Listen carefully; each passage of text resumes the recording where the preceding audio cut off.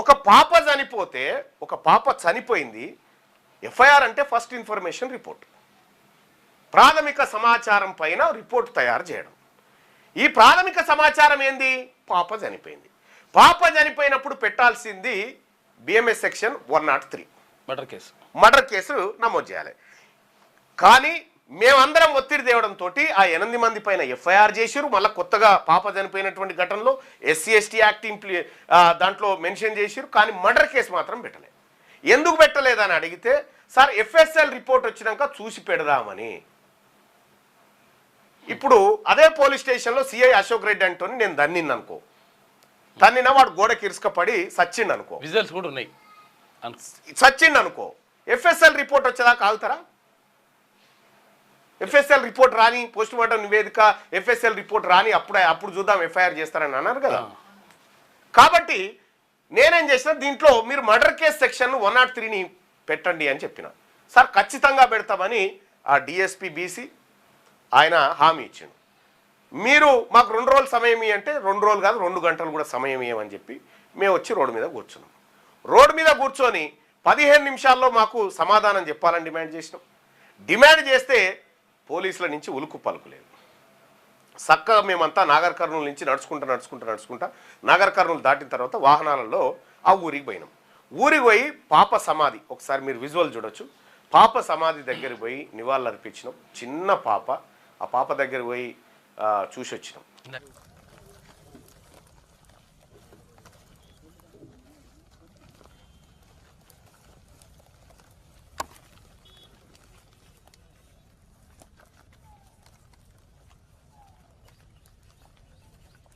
సమాధి, ఆ సమాధి దగ్గరికి పోయి అందరం కూడా నివాళులు అర్పించి పోలీసు వాళ్ళు ఏం చెప్పారంటే, మరి 8 మంది పైన కేసు పెట్టిరు కదనయ్య, ఈ 8 మందిని అరెస్ట్ చేసిరా అని అడిగినాం. అంటే అదుపులోకి తీసుకున్నారా అంటే లేదు మేము 4గురిని తీసుకున్నాము అని చెప్పిండు. మరి మిగతా 4 ఎటుపోయిరు అంటే వాళ్ళు పరారీలో ఉన్నారు అని చెప్పిండు. ఈ 4గురిని తీసుకోలే, ఈ పరారీ లేరు, అందరు కలిసి దున్నపోతులు లెక్క ఎమ్మెల్యే క్యాంప్ ఆఫీస్లో కూర్చొని బిర్యానీలు తింటా ఉన్నారు. అది మేము వీళ్ళు దొరకలే కదా, మరి మేము కూడా పట్టుకొచ్చే ప్రయత్నం చేస్తాం, మీరు కూడా దిక్కు తిరుగురు అని చెప్పి చక్కగా వాళ్ళ ఇండ్ల పొంటి పోయినాం. ఇండ్ల పొంటి పోతే ఒక్కనింటికి కూడా డోర్ ఓపెన్ చేసలేదు, అన్ని తాళాలు వేసుకొని పరారాయరు. ఈ 8 మంది దొరికితే 8 మందిని కసరగక్కేటట్టు తొక్కుతుంటిమి. వాస్తవమే, తొక్కుడైతే బరాబర్ తొక్కుతుంటిమి. ఏం అయ్యేదేముంది, బిడ్డపానమే పోయింది, ఇంకా వీళ్ళు బీకేదేముంది. ఇట్లా తొక్కుడైతే తొక్కుతుంటిమి. కానీ పోయి చూసినాం, అందరూ పరారైపోయారు. ఆ ఊరోళ్ళంతా ఈ దుర్మార్గులను చీకొడతా ఉన్నారు. గ్రామం అంతా వస్తే నేను జనార్దన్ ఎక్స్ఎమ్మెల్యే గారు, ఆ తర్వాత వట్టె జానయ్య గారు, మా నాయకత్వం అంతా పోయి కూర్చొని వాళ్ళ ఇల్లు చూస్తే, ఆ రజకుడి ఇల్లు చూస్తే ఒక్కసారి చూడండి, అది ఎంత దారుణంగా ఉందో ఇల్లు. ఒకసారి రజకుడి ఇల్లు రేకులతో వేసినటువంటి చిన్న గుడిసె. ఆ గుడిసెలో బతుకుతున్నటువంటి రజకుడికి ఇంద్రం మిల్లు వస్తే ఆ ఇంద్రం మిల్లు కూడా పూర్తి కాకుండా ఈ సర్పంచ్ రెడ్డి అడ్డుకున్నాడంట. ఈ రకంగా మోసం చేస్తున్నారు అని చెప్పి అప్పటికప్పుడే ఆ గ్రామంలో నడిబొడ్డున సభ పెట్టి, ఆ సభలో తెలంగాణ రాజ్యాధికార పార్టీ నుంచి 2 లక్షల రూపాయల ఆర్థిక సహాయాన్ని ఆ కుటుంబానికి అందించడం జరిగింది. మరి జనార్దన్ రెడ్డి గారు నేను కూడా బాధ్యత తీసుకుంటున్నా ఆ ఇల్లు పూర్తి కావడానికి అని చెప్పి ఆయన చెప్పడం జరిగింది. ఇక్కడ మరి గింత ఎఫ్ఐఆర్లో ఏం నమోదు చేసిరు? వీళ్ళు ఇచ్చిన కంప్లైంట్ మీద ఈ 3 ఆడోళ్ళు కలిసి, వీళ్ళ అత్త, ఈ రజకుడి అత్త, రజకుడి అమ్మ, చెల్లె, భార్య, 3 ఆడోళ్ళు కలిసి 8 మంది రెడ్లను తన్నిరట. 8 మంది రెడ్లను తన్ని వాళ్ళ ముఖాల మీద మూత్రం పోసిరు అనుకో రాదురిగా ఒక రకంగా చెప్పాలంటే. మరి ఈ 8 మంది రెడ్లు ఎవరైతే ఆడోళ్ళతో చెప్పు దెబ్బలు తిన్నారో వీళ్ళు ఏ దవాఖానలు ఉన్నారని అడిగిన. పారిపోకూడదు కదా, దెబ్బలు తాకినోడు దవాఖానలు ఉండాలి, పారెట్లా పోతాడు? ఏ దవాఖానలు ఉన్నారని అడిగితే ఎవడు సప్పుడు చేయడిగా.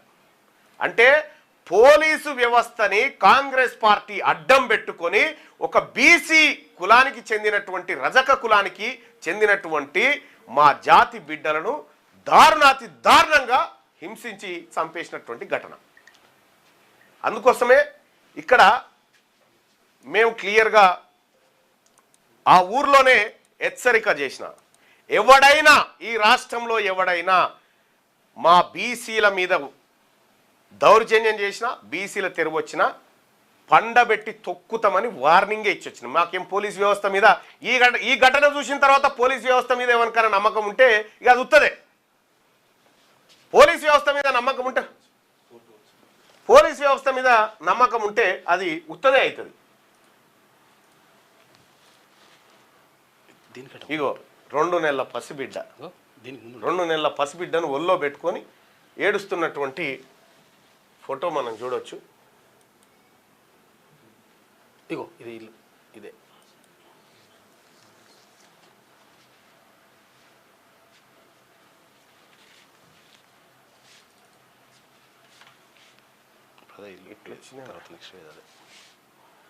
ఇగో ఇది ఇల్లు, ఆ రజకుడు ఇల్లు. ఇగో ఇది ఇల్లు. ఈ గుడిసెలో బతుకుతున్న కుటుంబాన్ని ఈ రకంగా ఇందిరమ్మ ఇల్లు కూడా ఇయ్యొద్దు అంటున్నాడు. ఇందిరమ్మ ఇల్లు కూడా ఇయ్యొద్దు వాళ్ళ చెప్తా ఉన్నాడట. మన అయ్య జాగీర్ లెక్క వాళ్ళు దొరికితే 8 మంది దొరికితే మాత్రం మామూలు దెబ్బలు కొట్టకపోదుము. మామూలు దెబ్బలు అయితే కొట్టకపోదుము, విపరీతంగానే అంతుంటిమి. అదే కోపం మీద అక్కడికి పోయినాం.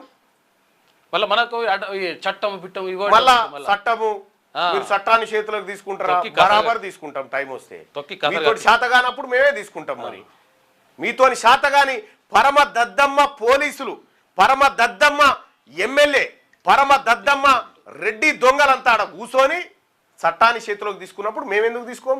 బరాబర్ తీసుకుంటాం. మీరు ఈటితో కొడితే మేము పత్తర్తో కొడతాం. మీకో చట్టం మాకో చట్టం, అరాబాయి అందరికి ఒకటే చట్టం ఉంటుంది కదా. అందుకోసమే మర్డర్ సెక్షన్ని అందులో యాడ్ చేసి ఈ 8 మందిని పట్టుకొచ్చి కోర్టులో ప్రొడ్యూస్ చేయాలని చెప్పడం జరిగింది. అది సర్పంచ్ ఇల్లు, మీరు ఒకసారి చూడొచ్చు. సౌండ్ పెట్టి ఏం కాదు. ఇది సర్పంచ్ కాదు, ఒక్క రెడ్డివాడు లేడు ఇండ్లలా, అంత పరారయ్యారు. మీరు ఏడున్నా వేట చేస్తాం మిమ్మల్ని, ఏడున్నా మిమ్మల్ని వదిలిపెట్టంలే. కానీ పోలీసు వాళ్ళు చట్టాల నుంచి మీరు తప్పించుకోవచ్చు, కానీ బీసీల నుంచి అయితే మీరు తప్పించుకునే మీతో కాదు. మిమ్మల్ని అయితే ఈ రకంగా చేసి దుర్మార్గంగా అన్యాయం చేస్తే దీనిపైన తెలంగాణ రాజ్యాధికార పార్టీ బీసీ సమూహం అంతా పోయి కూర్చున్నాం. మరి ఇప్పుడు డిఎస్పీ గారు, ఎస్ఐ గారు, ఆ సిఐ దొంగ అశోక్ రెడ్డి వాడు ఎటుపోయిండో నీ భర్తం అయితే భర్తం, కానీ మీరు బీసీల పుట్టుకనే పుడితే నిజాయితీ గల ఆఫీసర్లే అయితే వాని మీద మర్డర్ సెక్షన్ పెట్టి వాళ్ళని రిమాండ్ చేయండి. ఇప్పటి వరకు మీరు చేయలే. 18వ తారీఖు ఘటన జరిగితే ఫస్ట్ వాళ్ళది రెడ్ల కంప్లైంట్ తీసుకొని ఆ తర్వాత ఈ డ్రామా చేసిరు కదా. మీకు కూడా ఒక రోజు వస్తుంది. డిఎస్పీ గారు మీకు, ఎస్ఐ గారు మీకు కూడా ఒక రోజు వచ్చినప్పుడు ఈ రెడ్లు మిమ్మల్ని ఫుట్బాల్ ఆడుకుంటప్పుడు మళ్ళీ మేమే వచ్చి కాపాడాలి మిమ్మల్ని. గుర్తుపెట్టుకోరి. నిజాయితీగా పనిచేసి వాళ్ళ మీద సెక్షన్స్ పెట్టి వాళ్ళని లోపటేయండి, వాళ్ళకు తగిన శిక్ష పడేటట్టు చూడండి. ఇందులో భాగంగా తెలంగాణ రాజ్యాధికార పార్టీ, మరి ముఖ్యంగా బీసీ నాయకులుగా మేమందరం కూడా పిలుపునిస్తూ ఉన్నాం. తెలంగాణ వ్యాప్తంగా రజక సోదరులారా, మన బిడ్డను చంపిరు అక్కడ. ఇవాళ సాయంత్రం 6 గంటలకు రాష్ట్ర వ్యాప్తంగా కొవ్వొత్తుల